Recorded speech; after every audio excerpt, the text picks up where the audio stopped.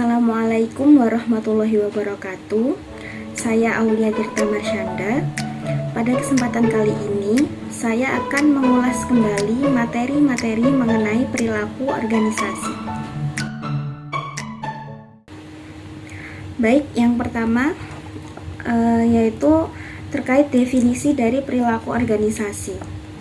Jadi, menurut Gerald and Robert, perilaku organisasi itu merupakan suatu bidang studi yang menganalisis dampak individu, kelompok, dan struktur terhadap perilaku dalam suatu organisasi.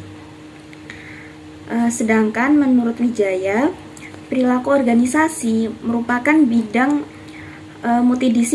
multidisiplin yang membahas perilaku organisasi sebagai proses individu, kelompok, dan organisasional.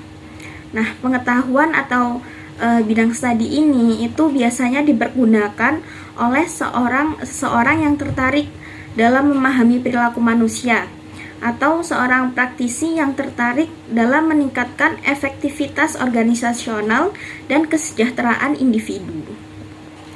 Nah, dengan dasar tersebut itu ada 3 tingkatan analisis yang dipergunakan dalam perilaku organisasi.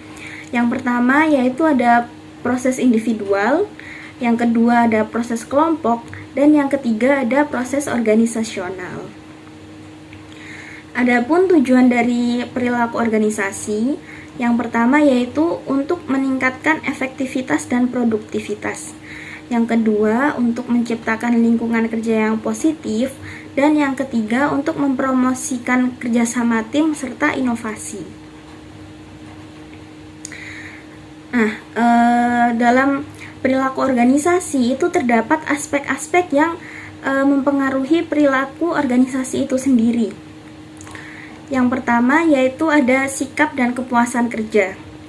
Jadi, sikap itu merupakan evaluasi atau respon terhadap suatu objek, seseorang, atau situasi. Dalam konteks kerja sendiri, sikap itu berhubungan dengan cara individu dalam memandang pekerjaan, rekan kerja, maupun organisasi.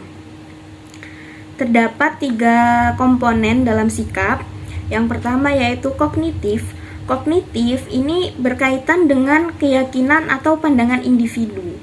Yang kedua ada afektif. Jadi afektif itu merupakan suatu perasaan atau emosi yang muncul terkait suatu objek tertentu. Kemudian yang ketiga ada perilaku. Komponen perilaku ini merupakan suatu kecenderungan seorang individu untuk bertindak dalam cara tertentu. Lalu ada kepuasan kerja. Jadi kepuasan kerja itu merupakan perasaan positif yang muncul dari penilaian pekerjaan yang menyenangkan atau penilaian pekerjaan yang memenuhi harapan. Nah, faktor-faktor seperti faktor lingkungan kerja, faktor kesempatan karir, gaji, serta hubungan dengan rekan kerja itu berpengaruh terhadap tingkat kepuasan kerja seseorang. Jadi, kepuasan kerja yang tinggi itu cenderung meningkatkan komitmen karyawan.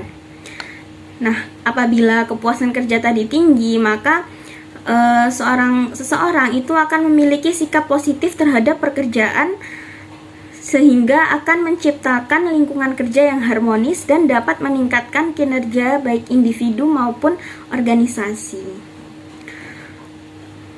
Kemudian aspek yang kedua yaitu ada aspek emosi dan suasana hati. Jadi emosi itu merupakan perasaan yang intens yang biasanya disebabkan oleh sesuatu secara spesifik dan perasaan ini itu ia berlangsung secara singkat.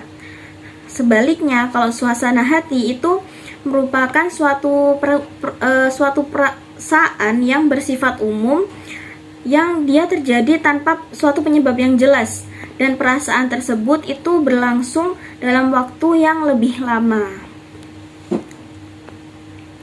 Emosi itu dapat mempengaruhi komunikasi, keputusan, dan hubungan sosial dalam organisasi. Emosi yang positif itu dapat meningkatkan kreativitas dan motivasi.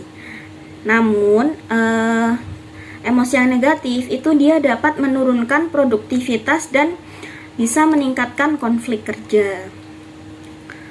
Dalam mengelola emosi itu ada yang disebut dengan kemampuan emotional intelligence atau kecerdasan emosional. Jadi kecerdasan emosional atau kemampuan mengelola emosi itu penting untuk menjaga stabilitas emosi di tempat kerja. Jadi kecerdasan emosional itu meliputi kemampuan memahami, mengelola dan merespon baik itu emosi diri sendiri maupun emosi orang lain.